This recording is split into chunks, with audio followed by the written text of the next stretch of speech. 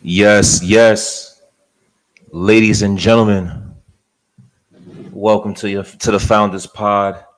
I am your host, A. Rich, Akeem Richens. If you don't know me by now, if you don't know us by now, please get to know us. We are built in Buffalo. How's everybody doing today? I hope everybody's having a great day thus far, a great evening thus far, as we continue into the dog days of summer for football, right? The uh little mini camp is just concluded. The rookies, they got a feel, they got a vibe, they got on the practice field and facility, getting in tune and trying to hone in on their playbooks. There are guys that are uh impressing thus far, and people are having concerns with the guys that are impressing, and we could talk about that a little bit. And we have coaches that are new in their role, and guys like Bobby Babich that's ready to take on the challenge of being a new defensive coordinator, ready to take on a role that he hasn't taken on before. And we all talk about what's going to happen on the defensive side of the ball with Sean McDermott and Bobby Babich. Is this the time to call plays, or is Sean McDermott going to continue to call plays for the Buffalo Bills? And initially, I believe that Sean McDermott can call plays, but if you listen to the Founders Pod a couple of weeks ago, my brother DM3, hope he comes back soon. He's still in his moving process. He made a great point, right? With as much turnover as the Buffalo Bills are having on the defensive side of the ball, on the team, within the coaching staff, uh, this is probably the best time for a guy like Bobby Babich to call plays because of the turnover. So it probably is best suited for him to get acclimated as a first year head coach during the transition phase. I won't say rebuilding phase, right? During the transition phase for the Buffalo Bills. So if you're watching on X, please give this a like. Please give this a retweet. If you're watching on YouTube, please give this a like. And if you haven't subscribed to the Built in Buffalo YouTube channel yet, please take a second, go ahead and do so. Get off this, come right back, click that link, subscribe to the channel, and continue to watch the Founders Pod and the amazing podcasts we have throughout the week. And last but not least, if you are watching on Facebook, give this a like, give this a share, right?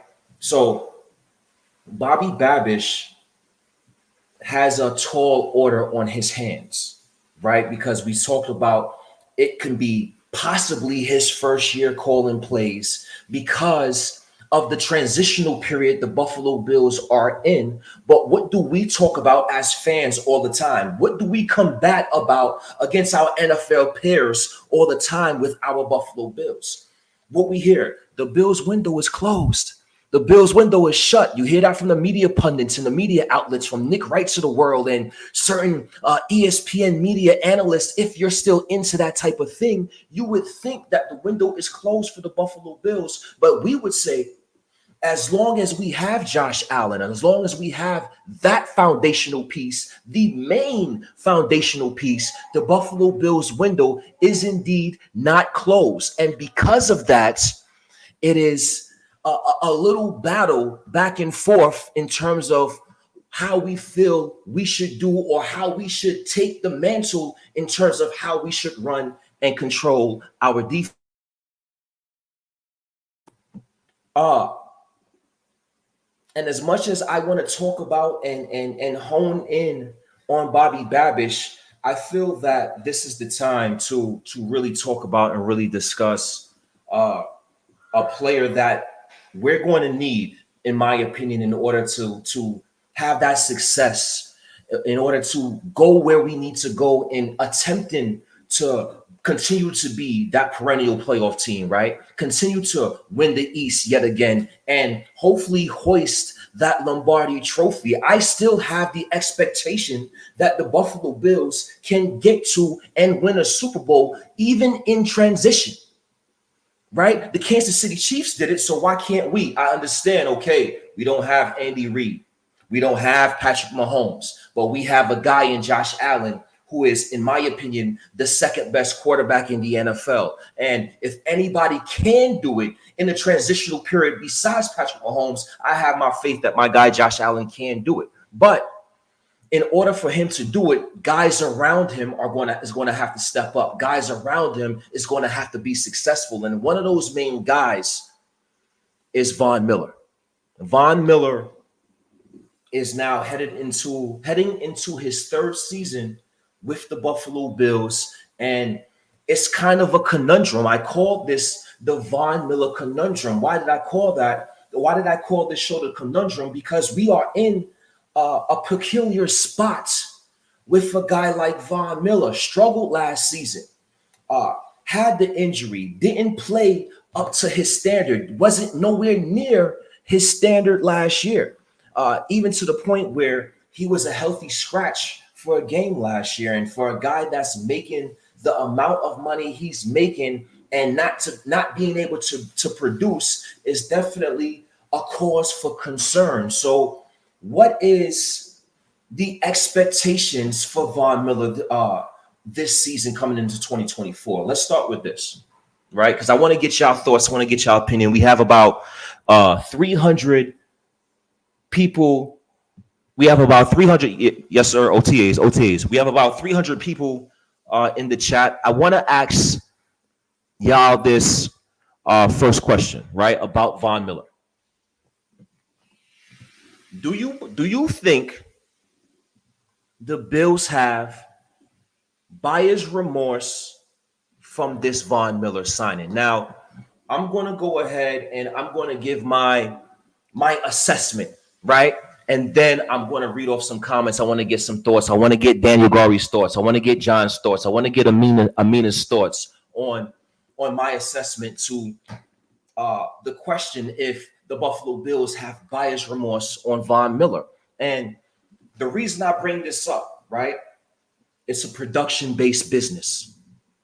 When you're making a significant amount of money and you're not producing and you're not playing up to the level that you're supposed to be playing to, these type of questions will arise, right? No matter the circumstance, no matter if you injured or not. That's the sad reality with sports players. That's the sad reality with sports athletes. Yeah, and John, he is practicing without a brace, and we hope because of that, that's going to translate into him gaining more stability in that knee. We're going to hope that's going to translate into him mentally being able to trust his knee and do the moves he was doing before the injury, right? So that is definitely a good sign. But again, all those good signs, it has to lead and has to be equivalent to production. So is it going to lead to production for Von Miller? But that is definitely a good sign thus far. The sad reality is it doesn't matter if Von Miller got hurt, right? As sports fans, like we want to see results now. We want to see instant results. We want to see microwave results as sports fans, especially us Bills fans who waited so long for success, who waited 17 years for a playoff drought. Now that we see some success and we are finding some success, we want to be able to sustain that. We as fans have become spoiled of the recent success that the Buffalo Bills has had, and now we want to be able to sustain that success. And a part of sustaining that success is our players that's making the significant amount of money to produce, actually produce, right? So Von Miller signed a 6-year, $120 million contract, $51 million guaranteed. Now, at the time, nobody can say at the time the Von Miller signing was announced. At the time we heard the breaking news of Von Miller being signed to the Buffalo Bills, I, for one, was ecstatic. I was elated. I was jumping. My vertical that day that we signed Von Miller was probably 42-inch vertical. I was that happy. I was that excited. And not only was I excited for a player like Von Miller in the time that we got him, right, needing an edge rusher, thinking that can be a final piece to the puzzle. Not only was I excited because he was a Hall of Famer, a perennial Pro Bowler, I was excited because he's a big-time name that once again chose to come to the Buffalo Bills. And if you've been a Buffalo Bills fan over 30 years or for a elongated period of time like I have, you know that it was hard to get superstars to come to Buffalo. It was hard to get star players to come to Buffalo. It was looked at as a desert place, Buffalo. And even Shady McCoy, Chip Kelly, Shady McCoy feels that Chip Kelly traded Shady McCoy to the Buffalo Bills to die over there, right? The Buffalo Bills in my era, in my generation, growing up, watching that team, we haven't had superstar players to the caliber of Von Miller. So I was ecstatic for the signing, and I was ecstatic that Von Miller actually wanted us like we wanted him, right? So those was reasons I was ecstatic, and I'm pretty sure 95% of us was ecstatic as well. I know we saw the numbers later on, but we had to be happy about that situation. But at the same time, right, there was two legitimate concerns with Von Miller, right? Those two legitimate concerns: age and injury history. Age and injury history. And right now, if I gotta call a spade right now, both of those concerns are rearing their ugly heads right now for Von Miller and the Buffalo Bills. Take this perspective. Von Miller signed his deal.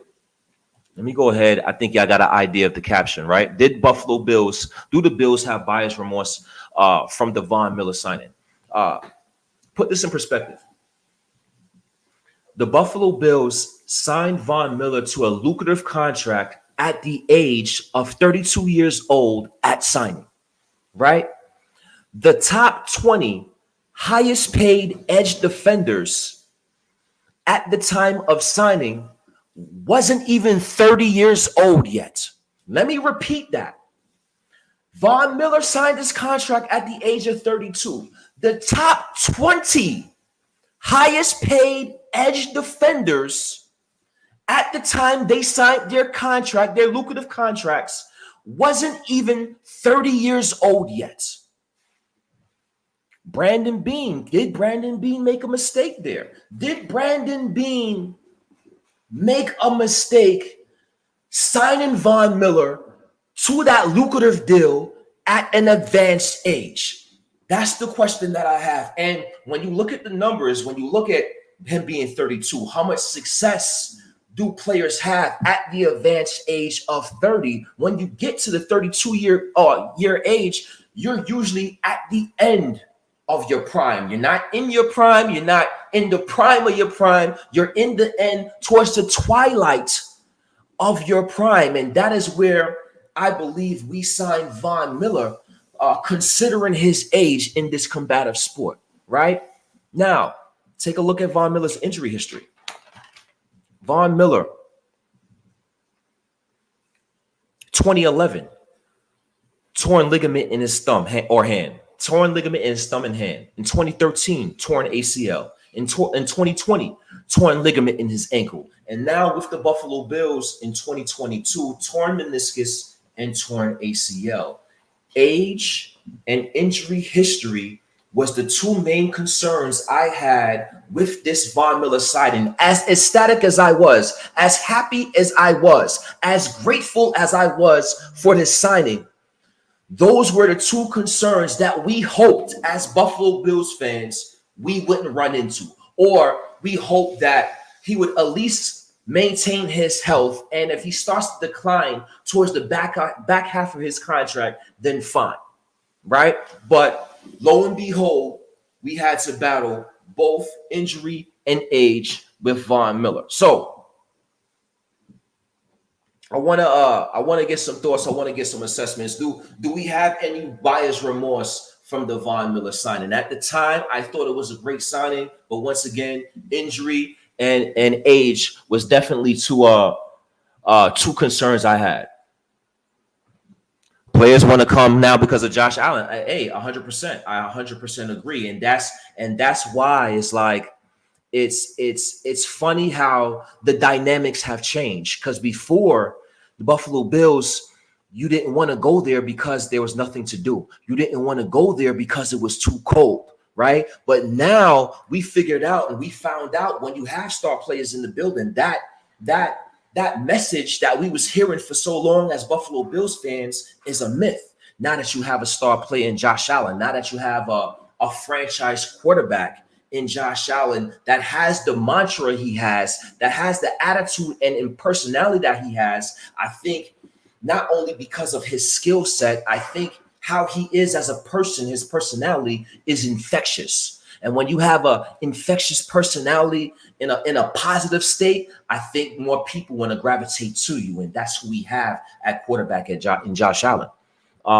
Daniel Gary says, Von Miller is playing at a high level in year one of the Bills contract until the ACL injury. Absolutely right. Absolutely right. He was playing at a high level at 11 starts.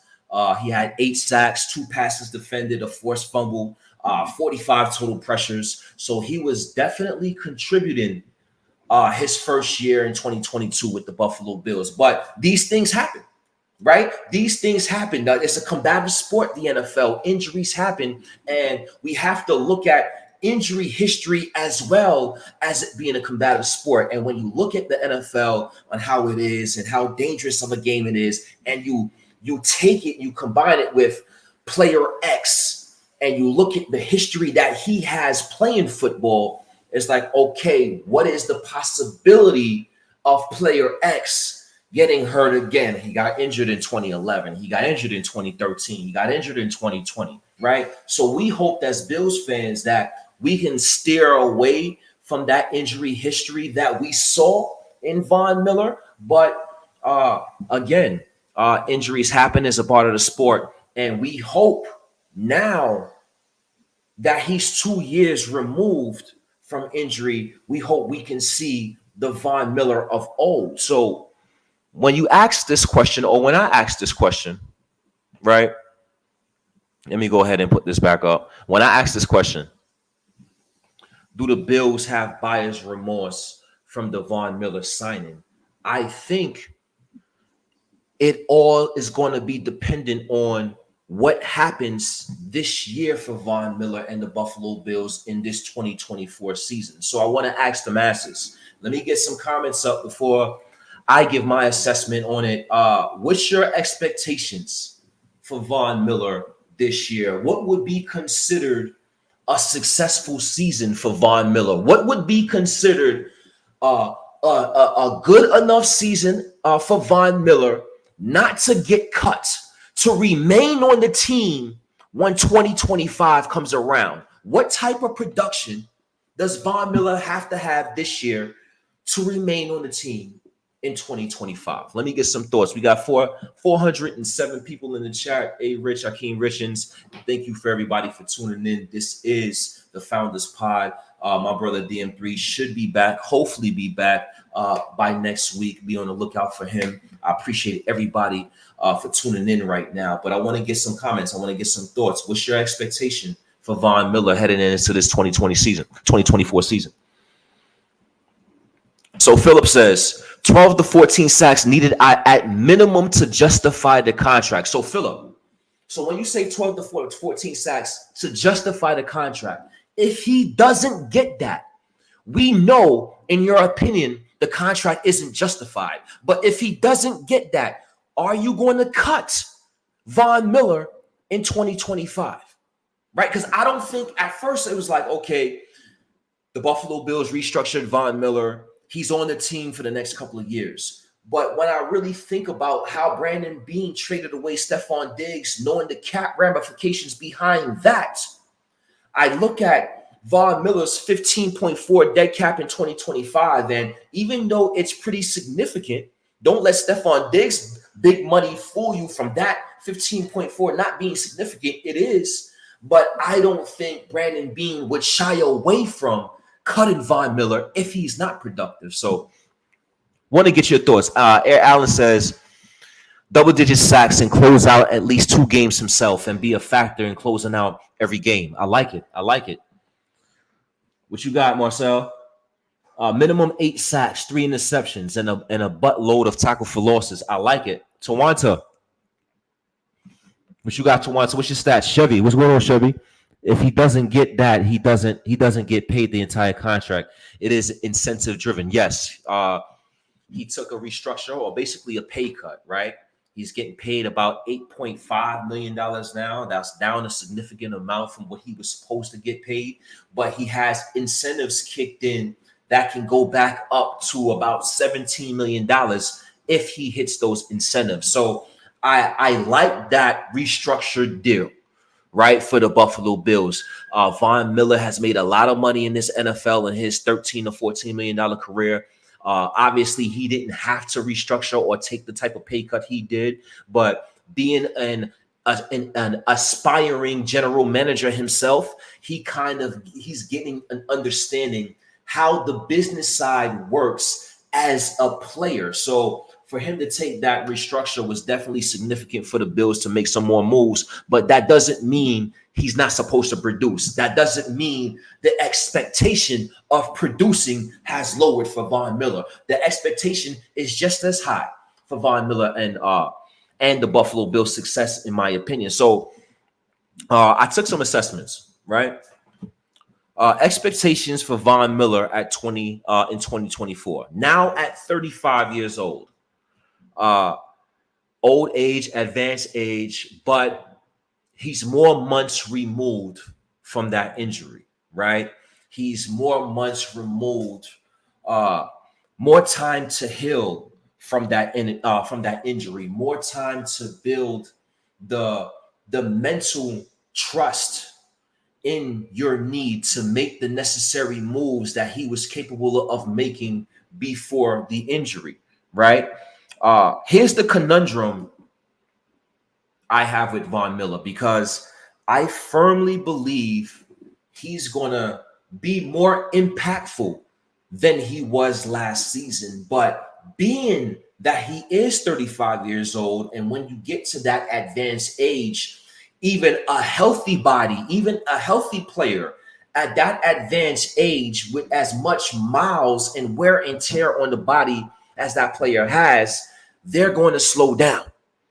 So as much as I believe he's going to be better than last year, how much better is he going to be because of that advanced age? And that is the conundrum I have with Von Miller, right? Talking about his first season, we alluded to it earlier, his first season, 2022 with the Buffalo Bills, before the injury. 450 snaps played, 11 games, 8 sacks, 10 tackles for loss, 12 quarterback hits, 1 pass defended, 2 forced fumbles, and 45 total pressures.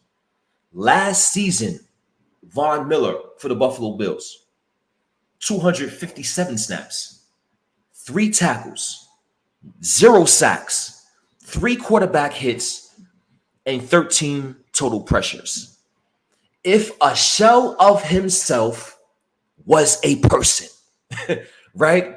If a shell of himself was a person, Von Miller last year is that person. So I fully expect him to have a better season than he did last year.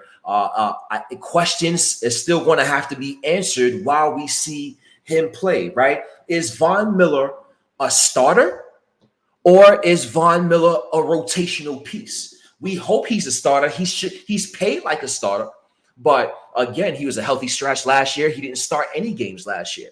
So where do we have Von Miller as the player this year? We hope the expectation should be a consistent starter. The expectation should be a regular starter. But because of that injury and because of that advanced age, we just don't know. And if he is a rotational piece, are we ready, or are we comfortable with AJ Epinesa manning a starting defensive end spot?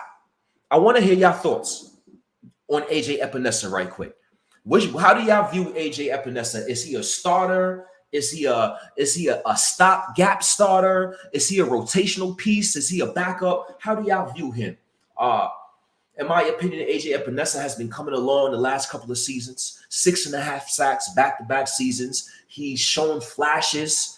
in the last 2 seasons. He's made impact plays early on in the last couple of seasons, and those plays, in my opinion, is the reason why he was re-signed to the contract that he was re-signed to. The next step I want to see from AJ Epinesa is consistency throughout the season, right? AJ Epinesa, when I see him last year, and he made the plays, he made big plays, he made impactful plays, but he made those impactful plays earlier on in the season. And as the season continued, he kind of disappeared, right? He kind of rolled off into the sunset. So this season, the next step to AJ Epinesa's game I want to see is him to be consistent throughout the course of an NFL season. Marcel says, I like Epinesa. I think he'll be on point this year. I like Epinesa as well. I think for the best overall success for the Buffalo Bills, AJ Epinesa should be a important depth rotational piece. If he's an important depth rotational piece, I think he can contribute more and can produce more as opposed to being a consistent starter. So hopefully Von Miller can come back and get the burst that he had when he first came to the Buffalo Bills. So expectations, let's put some numbers out there. Expectations for Von Miller coming into the 2024 season. My expectation for him, first of all, is getting through the season, right? Getting through the season, playing the whole season relatively healthy, being able to contribute for your team and making an impact late in games. Now, we need you every game, right? But the later the games are, the more important those games become. And that's when we need our significantly paid players. That's when we need our blue chip, blue collar players, our superstar players to make plays. And I'm hoping that we see Von Miller make plays during the season to start the season as the season goes along, right? Because I think you have to crawl before you walk. I think you have to build that confidence to say, hey, I can still do this. I can still make impactful plays for my team in this NFL. And once he continues and progresses throughout the season and realizes that he can make those plays, I expect him to make more impactful plays, close out kind of plays later on in the season when we really need it. That would be a successful season for me, in my opinion, for Von Miller. 8 sacks, about 8 sacks. He had 8 sacks in 2022 for the Buffalo Bills in 11 games. If he has 8 sacks, plays a whole season this year, I think that would be a pretty successful season for Von Miller. Anything above 8 sacks or above would be success. 10 tackles for loss, 50 total pressures. And once again, making an impact in games first, then making an impact in meaningful games later on in the season. So that's my overall expectation for Von Miller. And hopefully we can see that Von Miller that we've been seeing throughout the course of our time watching NFL ever since he got drafted in 2014 by the Denver Broncos. He's been a 8-time Pro Bowler. He's been a 3-time All-Pro player. He's been in big games, made big plays in the biggest of games. What we've seen from Von Miller throughout the course of his career is what we need from him now in the later stages of his career. And that's why Brandon Beane signed him to do so. Now, did he make a mistake putting all those expectations in a player that's advanced in age and have injury history? This 2024 season will give us more clarity and answers in the Von Miller's tenure with the Buffalo Bills. Let me get some thoughts. Let me get Philip back up here. What's going on again, Philip? In any event, the team would be wise to rotate Miller as a situational player. Keep those 35-year-old fresh legs. If he gets gas at week 9, it's over for him. I definitely agree, right? And that's the good thing that Sean McDermott does, and he likes to implore, right? He likes to implore that heavy rotation package with his D line. He wants to keep everybody fresh. So now when it is the fourth quarter, we have guys that's been rotating in all games. So now they should be fresher. That's the theory, right? They should be fresher, being that they played this rotation in the fourth quarter to make impact plays when we need it against the 5 offensive linemen that played throughout the course of this entire game. That's the thought process. But as we see with the Buffalo Bills, time in and time out, those players, when we need them to make plays, when we need them to make sacks, when we need them to get the quarterback on the ground, we struggle to do so. So now it's about the talent. We need the talented Von Miller to step up and make those plays that we wasn't making last year against Patrick Mahomes when we needed to make them to have a sack, to make those plays that we wasn't making several years ago in the AFC Championship game when we need a sack, when we need a player to step up and make a play. We need Von Miller to be that guy. That's why he was signed. He was signed to be that guy to make the play on 3rd down and 8 with 38 seconds in the game, on 4th and 4 with 2 minutes left in the game, and somebody has to make a play. Von Miller got signed to that lucrative contract for those type of plays. And this season, he will be judged as such, no matter the injuries, right? So we'll see what happens with Von Miller. Once again, if you're tuning in for the first time, welcome to the Founders Pod. Rich, Hakeem Richens. If you don't know us by now, please get to know us. We are the Built in Buffalo Network. Let me get some more thoughts on here. Sal, what's going on, Sal? What's going on, baby? Vaughn, a Hall of Fame DNA. He will be back, and I hope you're right, Sal. I hope you're right. I hope that he can come back to form and can play to the level, at least the level he was playing in 2022 for the Bills, where he could come back and he can at least perform the moves, the type of moves he was performing and doing with the Buffalo Bills before he got hurt. Being able to have that knee flexibility to do the patented ghost move late in games when we need it. Can he do that? Is he able to do that? Does he still have the same quickness and get off? And does he mentally trust his knee to do those type of things at his advanced age? Right? And him having the knee brace off is a good psychological idea of where he's at, of where Von Miller is at, right? He took the brace off. He's comfortable. That should tell us, okay, Von Miller built that trust in his knee where he feels he doesn't need this. He doesn't have any question marks in his head. He's not questioning himself as he's making certain moves, his swim move, his ghost move, his cuts. He's not questioning his performance in his knee, right? So we're going to hope that that's going to continue to progress and compound as success and translate to production on the football field on Sundays. Get a couple more comments and then I'm gonna move on. Right? We got Air Allen. Air Allen says, "I think Vaughn's decision to change the contract to incentive based to give him more juice to get it. He wants to push himself to help bring the Lombardi." Right, and I like that mentality that he has.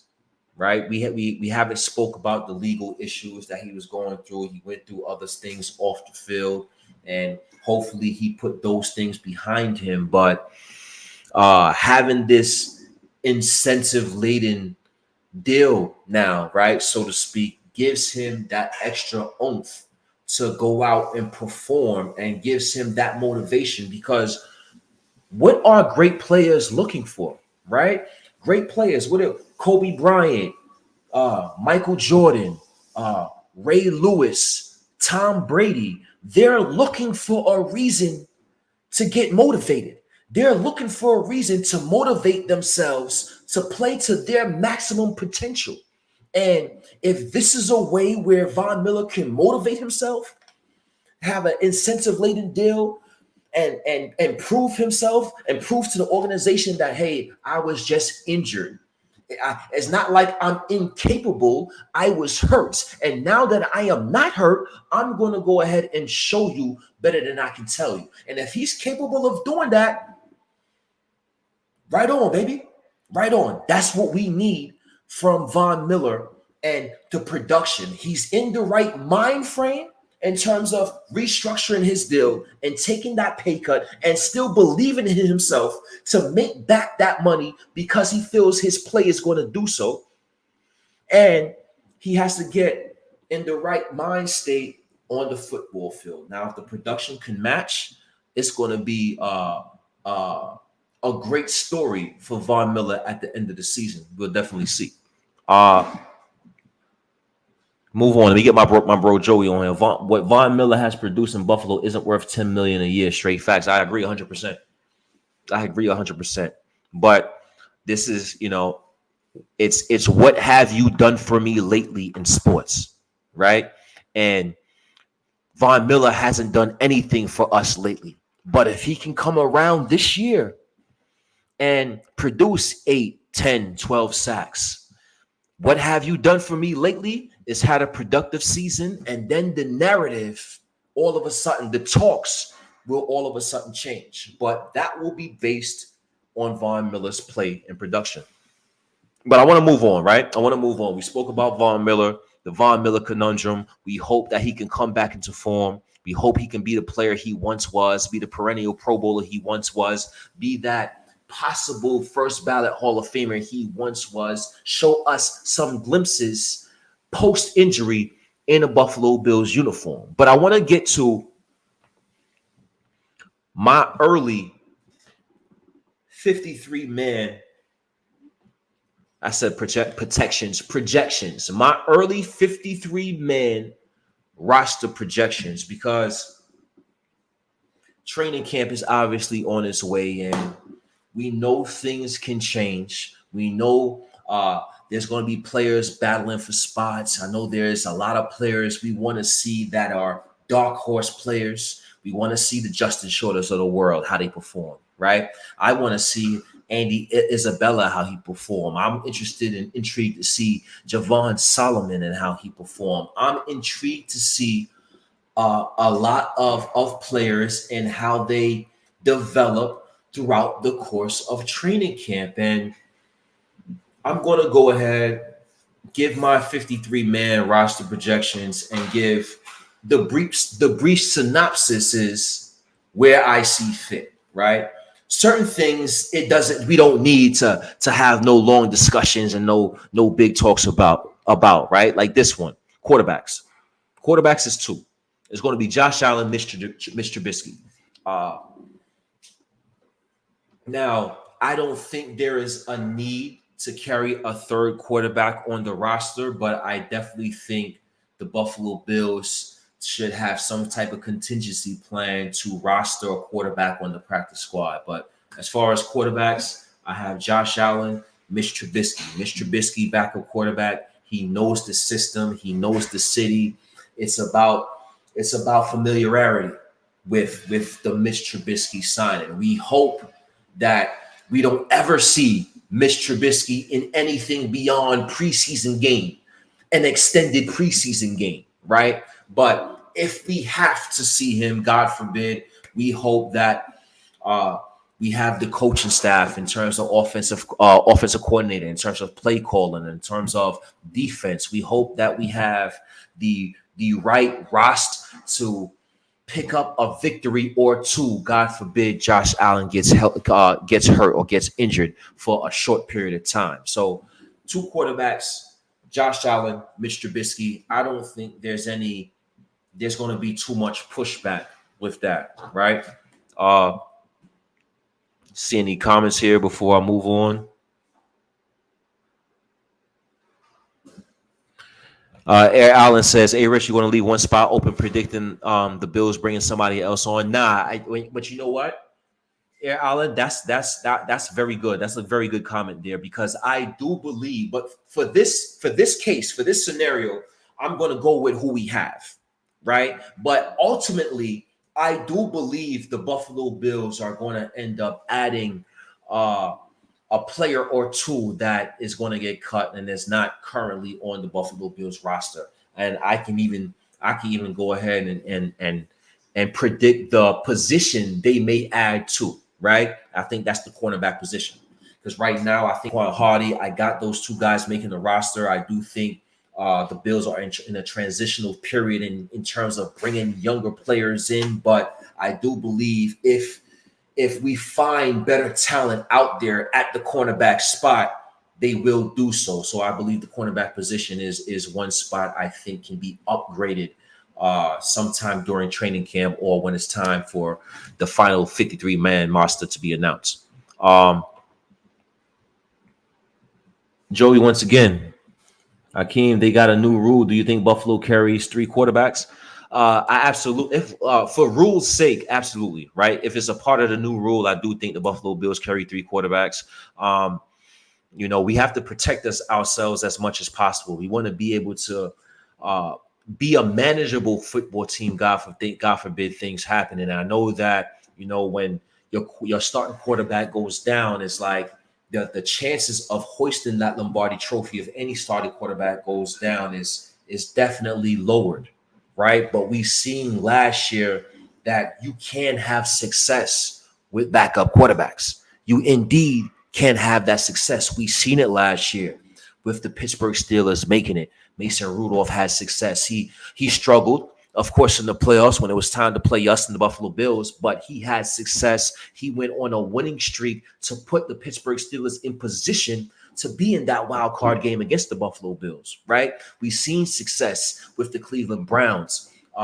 Coach Kevin Stefanski won Coach of the Year. I think a part of a big reason he won Coach of the Year is because he got Joe Flacco off the couch and was able to produce and win ball games and be a playoff team with Joe Flacco, who is well past his prime as an NFL quarterback, to come in and produce and make the playoffs. So I do believe that you can have success with a backup quarterback, probably not long-term success, but you can have short-term success if you as an organization and as a coaching staff do the necessary homework. Moving on.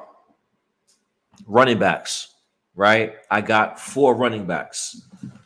James Cook, Ty Johnson, Ray Davis, Reggie Gilliam. I got Ty Johnson second because everybody just wants to assume that Ray Davis is going to be the number 2 back. And I understand he's the 4th round pick. And I understand that is the idea that we have, Ray Davis being that number 2 running back. But Ty Johnson, in my opinion, is a guy that is going to be hard not to give touches to.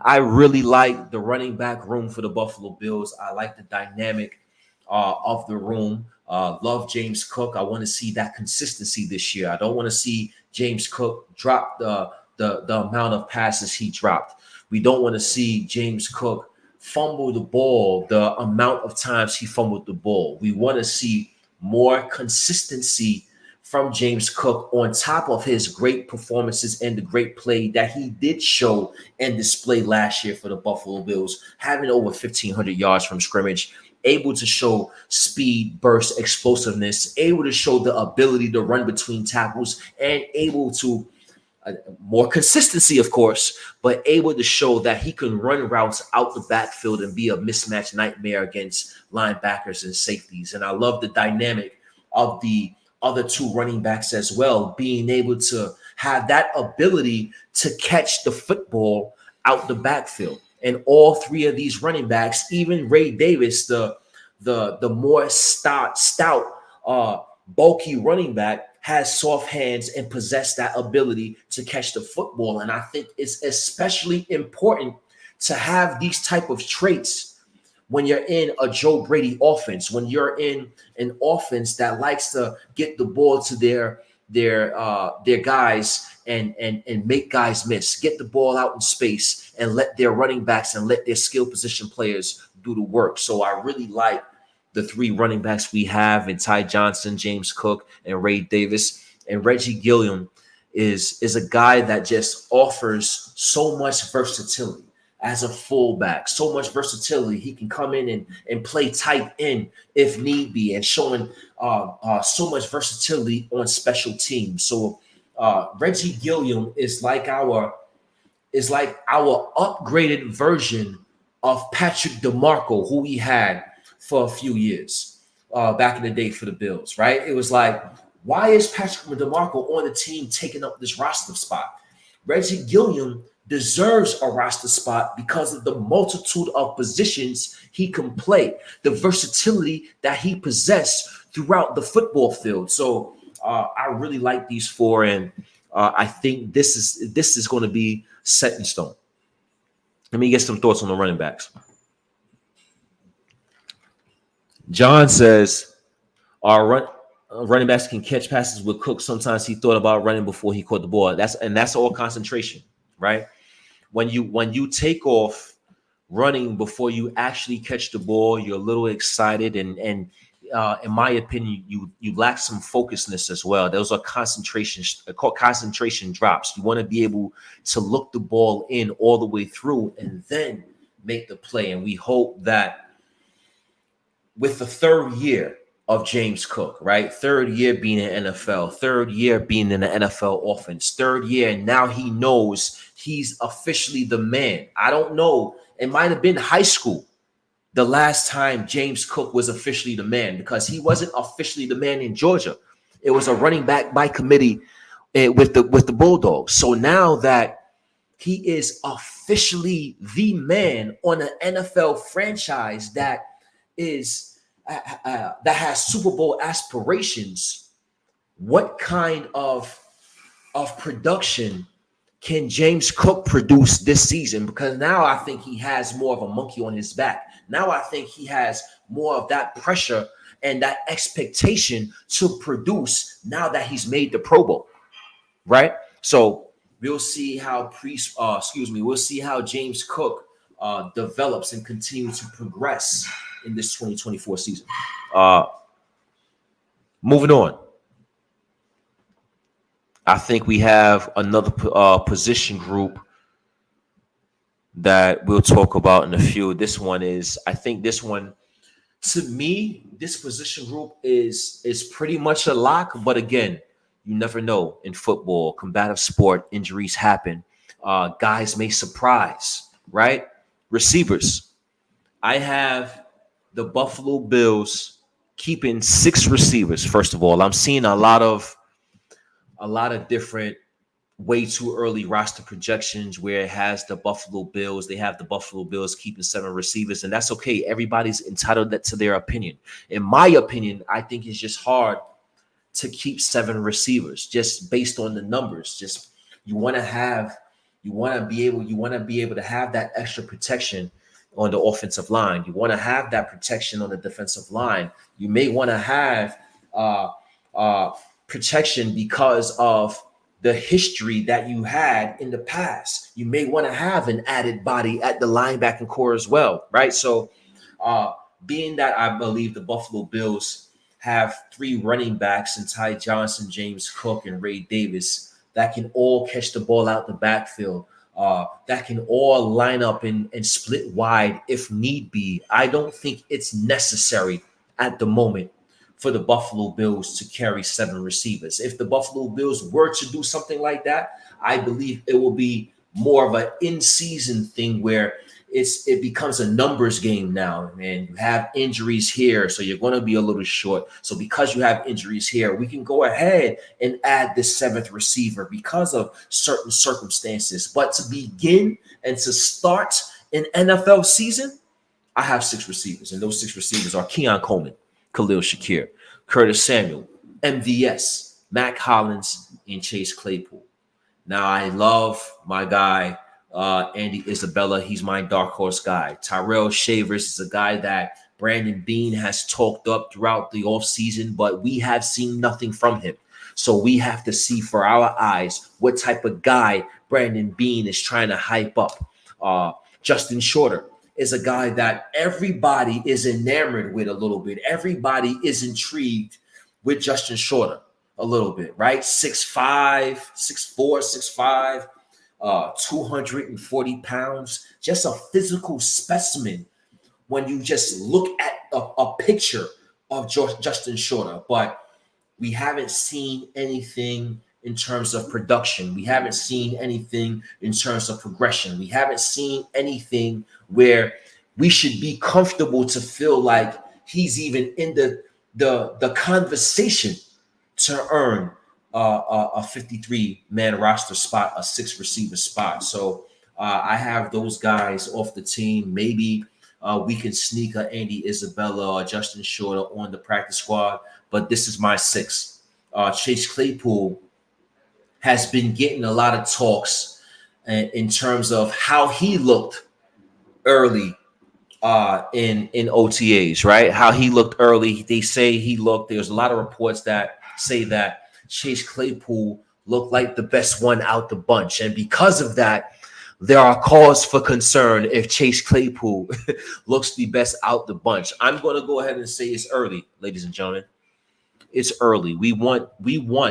I'm glad. I'm happy Chase Claypool is showing promise because of where he's come from, because of the adversity that he's dealing with. When you're dealing with adversity that you've dealt with in Chase Claypool, former second-round pick, you bounced around. You had to leave the Pittsburgh Steelers. You get traded from Pittsburgh to Chicago. You leave from Chicago. You go to Miami, and now you're on your 4th team, and you're not even done with your rookie deal.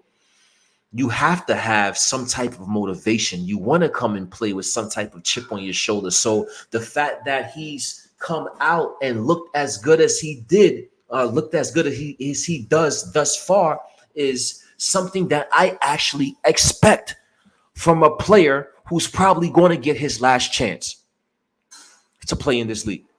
So I'm not concerned with the talks, the early reports with Chase Claypool looking like the best out the bunch thus far. We're going to see how the rest of these guys progress. I believe we all have, or this running receiving room is a potential filled room that has a lot of dimensions to it. Right? Keon Coleman, he has good athletic ability. He has the ability to run go routes. He has that deceptive speed. Football speed is different from 40 time.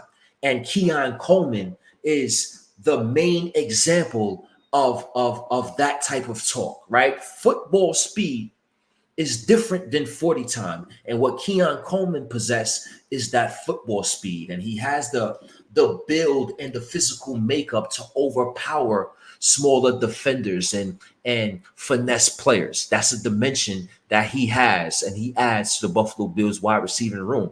MVS, a lot of people will make fun of his hands and say that he has the dropsies. Well, he made big catches in big moments when Patrick Mahomes and that Kansas City Chiefs offense needed it most. And he adds a speed dynamic to the Buffalo Bills offense, being 6'3", being over 200 pounds, and having a 4.3 speed. He adds the dimension of taking it to the house, being that deep threat, especially when you have a guy like Josh Allen that can throw the football 60, 70 yards.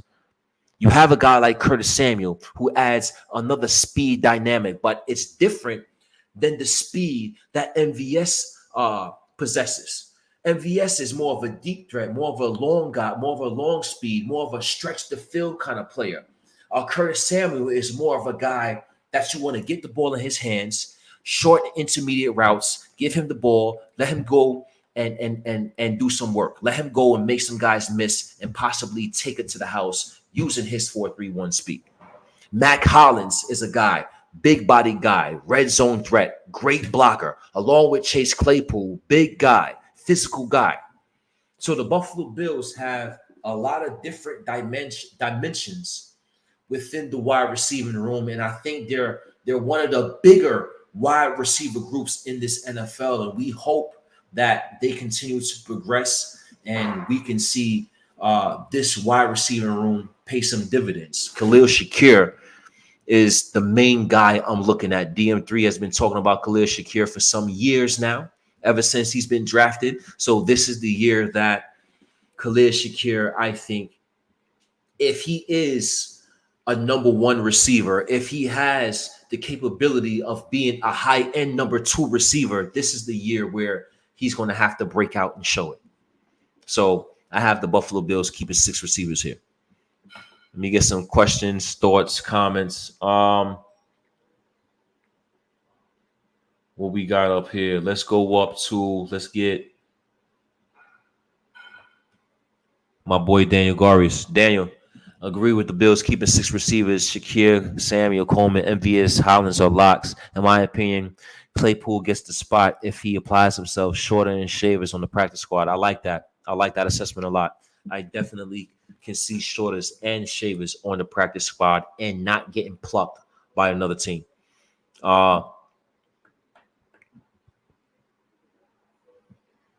Josh said Mac Hollins has shown leadership in the locker room. Hey, when you've been captain on multiple teams, that shows the character you have as an individual. That shows the leadership that you possess as an individual. You are a leader of men when you have that capability of being that felt presence in the locker room without being a main contributor, right?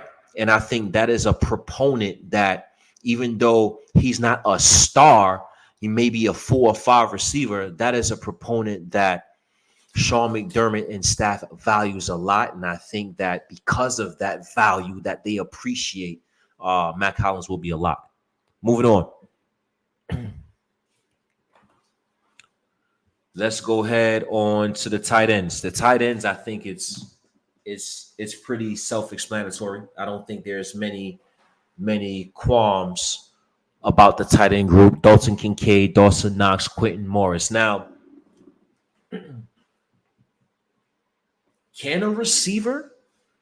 I was watching Buffalo Plus the other day, and shout out my boy Lance Nelson, BIB, president of Built in Buffalo. He got shouted out on Buffalo Plus.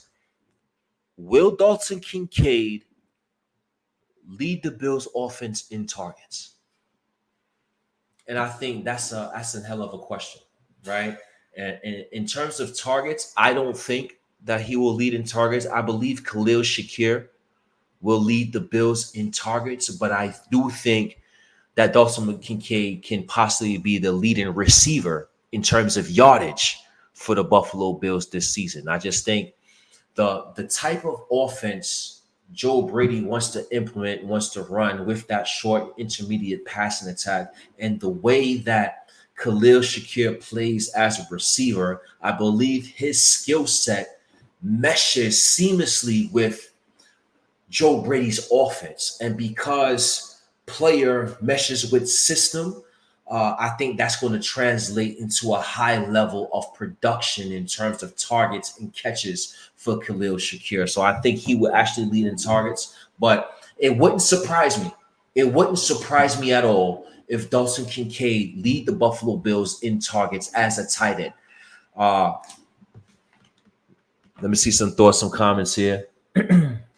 Joey says at this point, Dalton Kincaid is his number one receiver, and that is when you want to force feed a number one receiver to the Buffalo Bills, when you want to force the number one receiver label on somebody, Dalton Kincaid is actually the first name you think of. And you think of Dalton Kincaid because he's a first-round draft pick for the Buffalo Bills. We traded up to get him. He's a tight end, but he moves like a receiver. He has a long way to go, but he has Travis Kelce comparisons. So when you have those things going for you and you have Buffalo Bills receivers, Khalil Shakir is a 5th-round pick. Curtis Samuel just came to the ball club, right? Keon Coleman's a rookie, right? So when you have those type of receivers with those type of question marks, and you have a guy, Dalton Kincaid, that's a 1st-round pick, that's the obvious, in my opinion. That's the first person I would gravitate to as being my number one guy in Dalton Kincaid, especially now that you want to go ahead, and play a game of Google. You go ahead and Google Sam Laporta. Sam Laporta had over 80 receptions, almost 900 yards, and 10 touchdowns. You look at Sam Laporta's season, it's like, hold on. Sam Laporta, he had a dominant rookie season. There is no doubt in my mind Dalton Kincaid can have a Sam Porter type of season, if not better. There's no doubt in my mind Dalton Kincaid is capable of that type of season. So we'll definitely see what happens. But these are my three: Dawson Kincaid, Dawson Knox, Quentin Morris. Dawson Knox, I don't want to consider him as the afterthought, but I like Dawson Knox as the number 2 tight end. Hopefully, he's a better prepared player in terms of being in the correct mental space. He was going through a lot with the passing of his brother. He battled a lot of injuries. So hopefully this season and coming into this season, Dawson Knox is in a better headspace where he can develop and work on his game throughout the course of the offseason and come better prepared as a player, and now be a mismatch nightmare as a number 2 option at tight end as opposed to that number 1 option. So I'm hoping for big things from Dawson Knox, even though Dalton Kincaid is the primary tight end for the Bills. Moving on, right? Let's get into what do I have? I have 9 offensive linemen for the Buffalo Bills. 9 offensive linemen: Deion Dawkins, Osiris Torrance, Connor McGovern, Spencer Brown, David Edwards, Leal Collins, Cedric Van Pran Granger, Ryan Van Der Mark, and Alec Anderson. I was contemplating here if I wanted to go 10 offensive linemen and 5 linebackers, or 9 offensive linemen, 6 linebackers. And because of what I just witnessed a few months ago in the divisional round, it's what I remember last. And what I remember last is us being absolutely dismantled at the linebacker position. So I elected to go 6 there. These 9 offensive linemen, I like this group here. Now, I think Tylan Grable, I believe, the rookie offensive lineman, I battled back and forth between him and Alec Anderson for the 53-man roster spot, but I believe, being that he is a rookie and he does have a developmental process to go through, I believe he would be an easier guy to stash on the practice squad. So I went with these 9 here. Deion Dawkins, again, is one of those guys that is underappreciated in the NFL. He is one of the better left tackles in this league, and he should be viewed as such.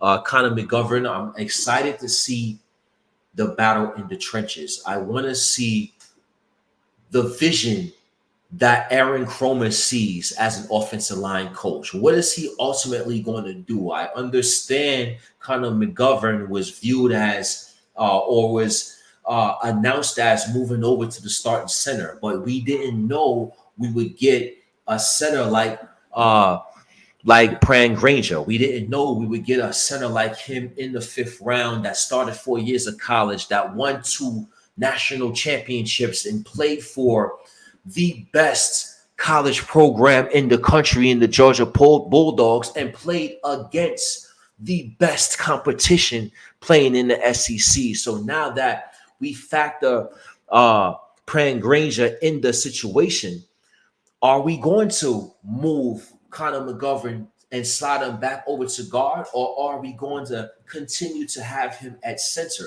Those are things that I'm going to be interested to seeing once training camp comes around into to Buffalo Bills next month. My opinion, what I hope to see is iron sharpening iron, and Aaron Kromer and the Buffalo Bills staff is like, you know what?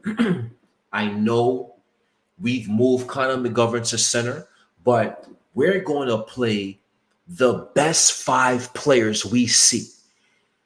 And the best 5 players we see throughout training camp, throughout preseason, those are the 5 players that is going to start the season. So if our rookie is playing like one of the best 5 players, then we're going to start him at center.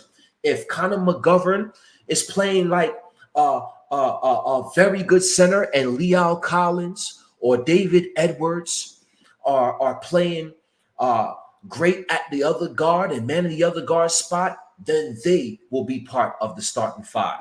Pick the best starting 5 offensive linemen to begin your season. And that is going to be based on OTAs and preseason games. So hopefully the Buffalo Bills take that mantra and we see that played into fruition in terms of choosing the starting center and guard for the Buffalo Bills once week 1 starts.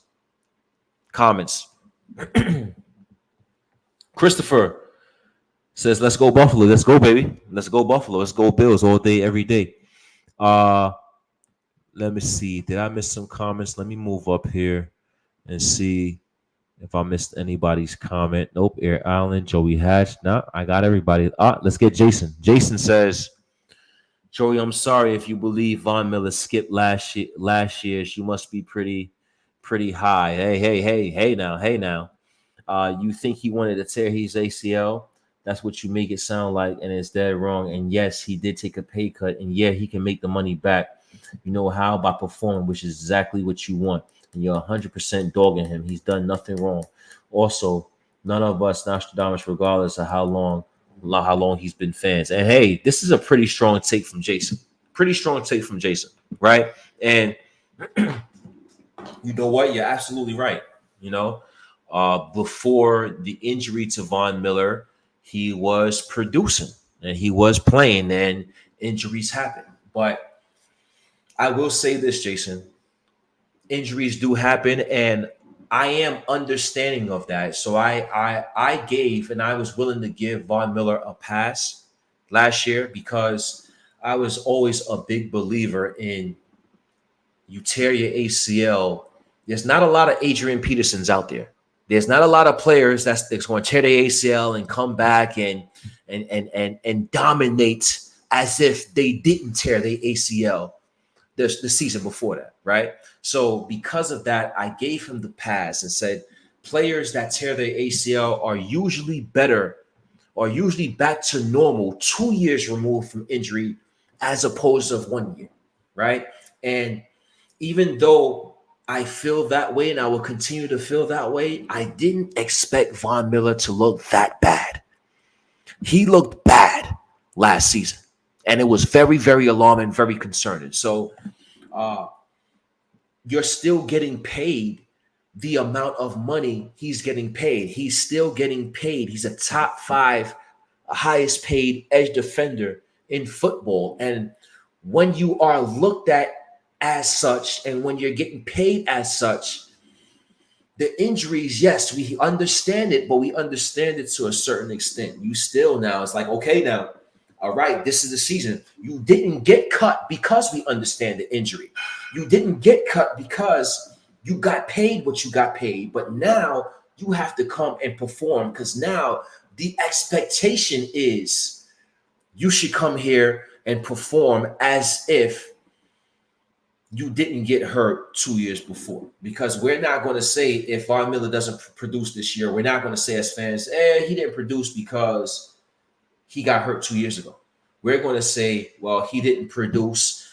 Brandon Beane is likely going to cut him because if you're not going to produce, we have to get guys in here who are going to produce, who is going to produce. If you're not having the impact that you're supposed to have, then we're going to have to get rid of you. And I think that's the point, and this is the make or break season we have for Von Miller today.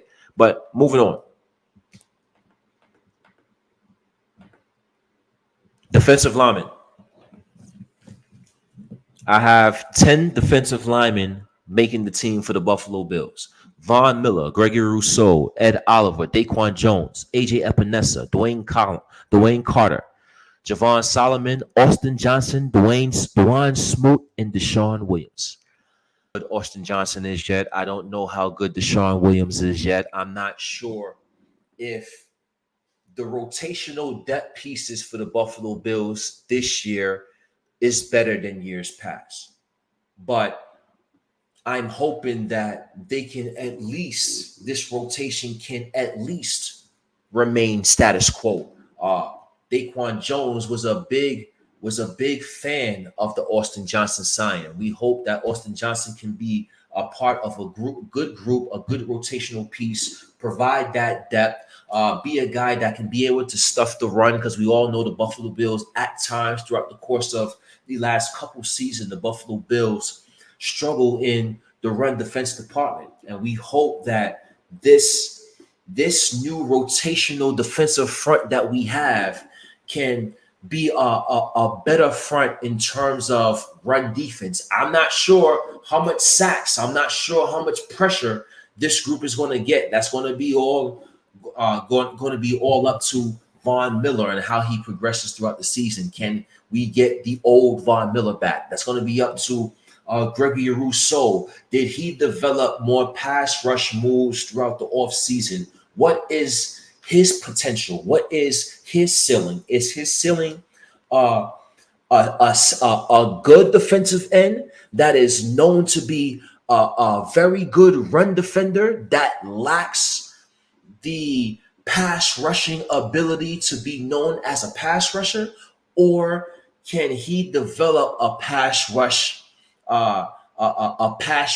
game this season where he can develop into a more of a complete defensive end, where he's setting the tone as a run defender and he's capable of getting 9, 10, 11 sacks as well? So I think Von Miller and Gregory Rousseau are players that's going to have to get after the quarterback if we want to have and find success as a group. We had 54 sacks last year.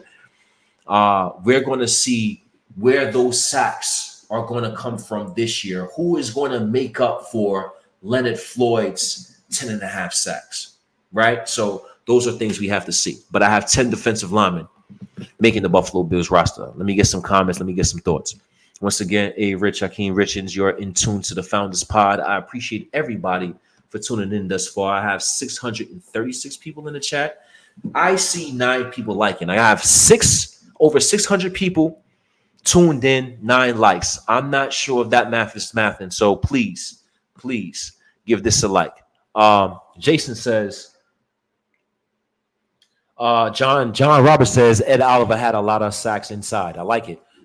Absolutely right. He did have his sacks inside. I think Ed Oliver got robbed of a Pro Bowl selection last year.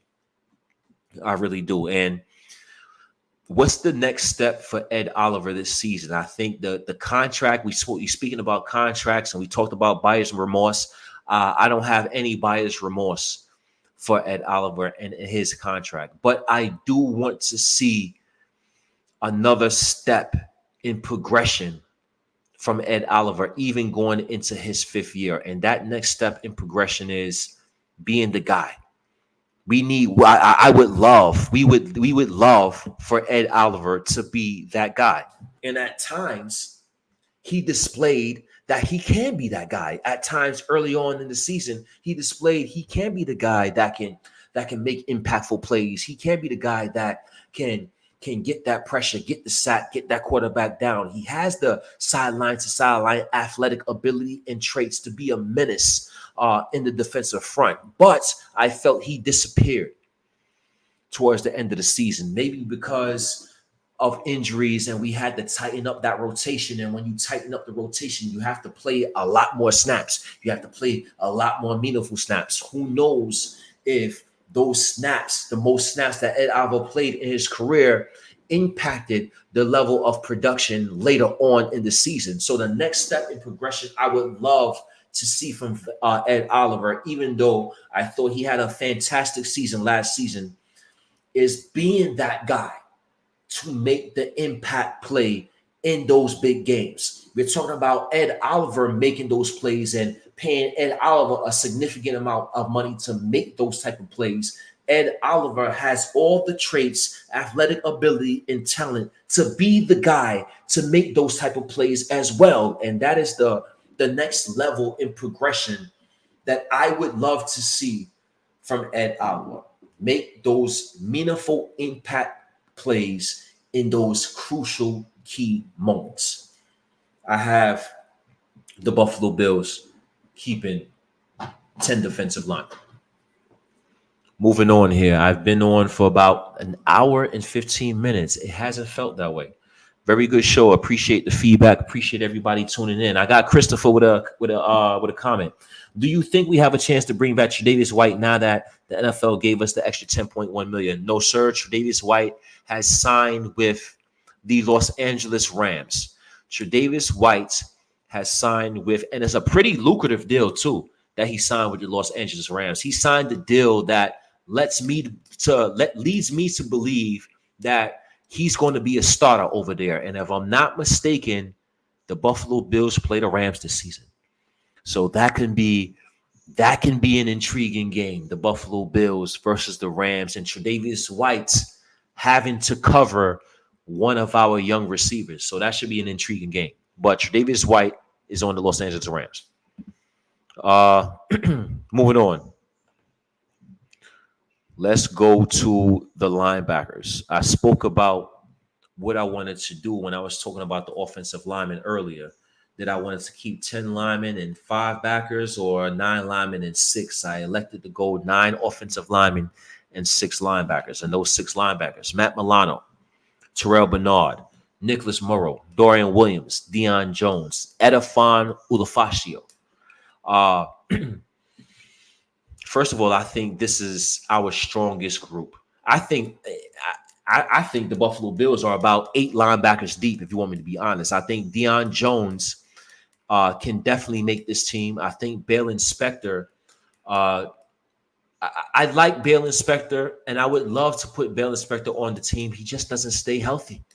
He's just never healthy. So maybe we could sneak him onto the practice squad, but I like this 6. I'm confident about this group. This is a group that Sean McDermott really wanted to patch up because of the type of injuries, the season-ending injuries we had last season, and who knows what may happen this season, right? Matt Milano, he isn't a spring chicken anymore. He's coming off an injury. Terrell Bernard is coming off an injury himself. He played the course of last season, but he was injured and he was hurt in the biggest game of the season. Dorian Williams in his second year has shown flashes. Nicholas Morrow has manned the fort for the Philadelphia Eagles all last season. So to have him be a depth piece, I think is crucial. And I think the rookie, Ulofacio, is I think he's a progressive player. I really like the traits he possesses as a rookie, and I think that he can do some things for the Buffalo Bills once he starts to develop, and possibly special teams this season. So my 6: Milano, Bernard, Morrow, Williams, Deion Jones, and Ulofacio. Let me get some thoughts on the linebacker crew.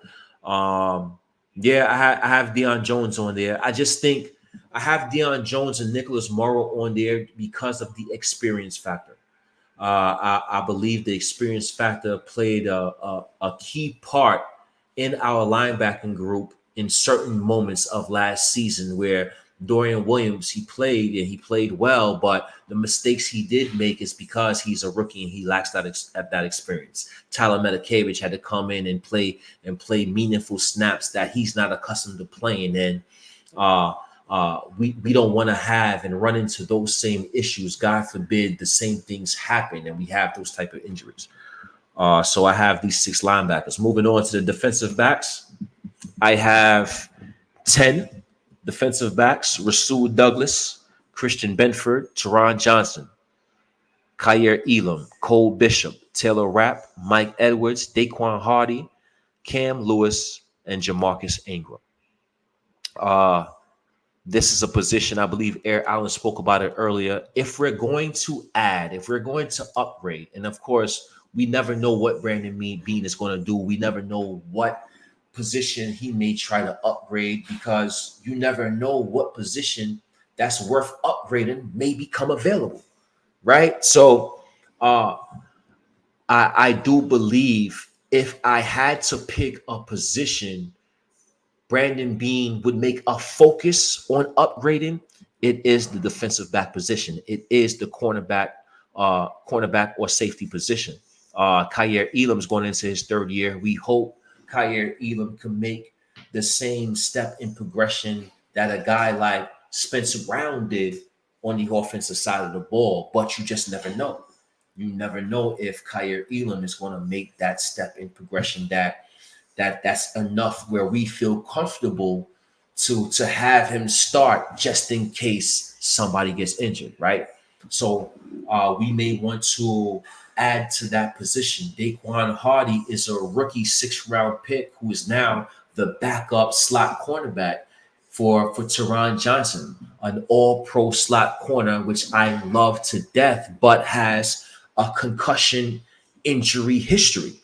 And God forbid he goes down, who is going to man that for? We may want to look to upgrade at that position. So I do like the group. I think it's a solid group. I think the depth is lacking a bit, so that's why I wouldn't be opposed to adding to this defensive back room. But these are the 10 guys I have making the team thus far. Jamarcus Ingram would be the guy that I have an asterisk next to his name, because I would want to upgrade or improve that position. Comments, thoughts. Fran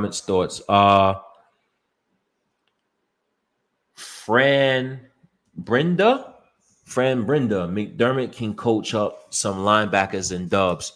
Yeah, he absolutely could. Uh, and we're going to hope that continues this season.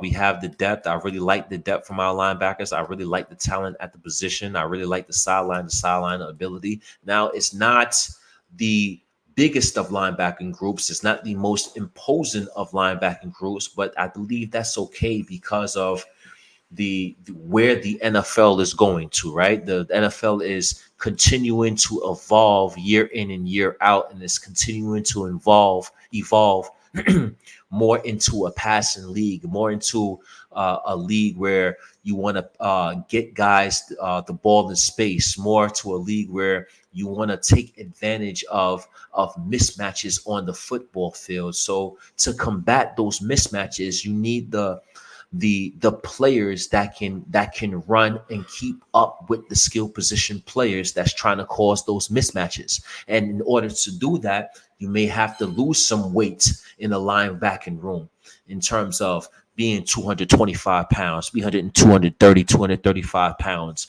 and divvying away from that Tremaine Edmonds caliber linebacker that was 250 plus pounds, right? So a little light in the ass, my high school coach would call it, in terms of the linebacking crew.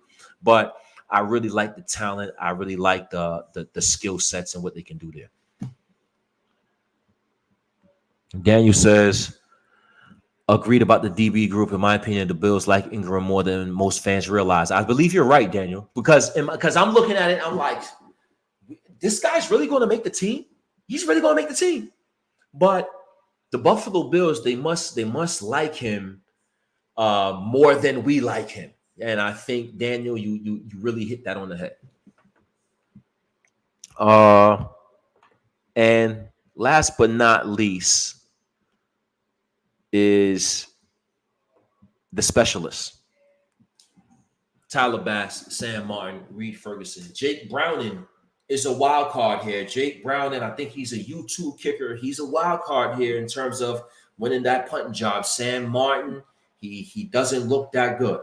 Average at best, average leg at best. So if Jake Browning can come and show that he has a leg and really boom some kicks, 50, 60 yards, then I think he has an opportunity to be a dark horse candidate to be the starting punter for the Buffalo Bills. But right now, the specialists I have, Tyler Bass, Sam Martin, Reed Ferguson. Yeah, and I think that concludes my 53-man roster projection. And I think that obviously it's early, right? We don't know, you know, who's going to shine or who's going to stumble, who's going to surprise, who's going to disappoint, who's going to stay healthy, who's going to get hurt. And all those things are going to play a factor when constructing this 53-man roster. But as of right now, I believe I have a good footing in terms of who may make this roster. It's going to be some surprises. I'm interested to see what happens. The final, who's set in stone at receivers. I'm interested to see what's the who's set in stone with the offensive line. Who's going to be the starting five in terms of the interior O line with the guard and centers. I'm interested to see who's going to be the safeties, the starting safeties. I'm interested to see the depth rotation amongst the defensive front. It's a lot of intriguing things to see from this Buffalo Bills once training camp comes about. I appreciate everybody for tuning in. I'm your host, A. Rich, Akeem Richens. If you don't know Built in Buffalo by now, please get to know us. Subscribe to the channel. We have a lot of things developing, continuously developing behind the scenes, 24/7, 365. We're continuing to work to give the best possible content we can possibly give, the most authentic content we can possibly give, and we have a lot of big news coming out in the near future that I don't think a lot of people is prepared for. So please be on the lookout for that. Appreciate everybody for tuning in. This is A. Rich, Akeem Richens. Ladies and gentlemen, I'll see you next week. Go Bills.